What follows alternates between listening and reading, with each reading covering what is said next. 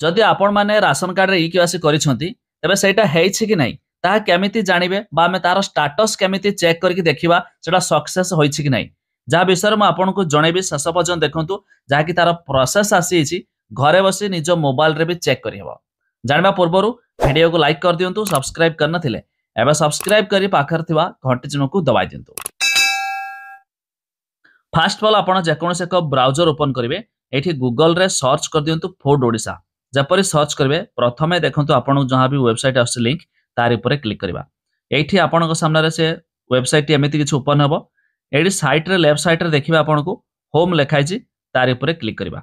एबे देखंतु एठी क्रॉस मार्क तापर देबा एमिति कि डायरेक्ट लिंक कि मु देई देबी डिस्क्रिप्शन ले आपण जाई चेक कर देबे तो ओपन ला पर एठी देखंतु राइट साइड रे आपण को नो योर ई-केवाईसी स्टेटस लिखाइछि जाकि साइट रे आपण को मिल जियो अथवा देखंतु नो योर ई-केवाईसी स्टेटस बस तार ऊपर क्लिक करबा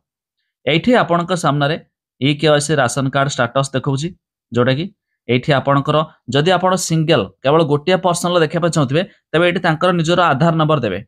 तबे आपण को माने बेटर हेबो केवल राशन कार्ड नंबर दे देबे पूरा राशन कार्ड रे केते जण मेंबर अछंती समस्त ई-केवाईसी करछंती नै ता मध्य बाहर आसीबो म आगो को भी आपण को देखौछि दे देछि गेट ओटीपी रे क्लिक कर दी देखंतु ओटीपी सेंड सक्सेसफुल लिखिदला आपण आराम से घरे रही ए प्रोसेस रे चेक करि परिबे जाकि जो मानकर हेइथिबो देखंतु ऑलरेडी ए राशन कार्ड रे दुई जण मेंबर अछंती राशन कार्ड डिटेल देखे दोछि तांका नाम देखे दोछि तळकु आमे साइट के आमे स्क्रॉल करबा देखंतु देखंतु देखंतु देखंतु कोन कार्ड गला ई-केवाईसी जेंडर तो एठी सब पूरा फुल डिटेल रे आसी होछि तो एठी देखंतु ई-केवाईसी आधार ऑथेंटिकेशन दुईटी जाक सक्सेस मध्ये लिखिछि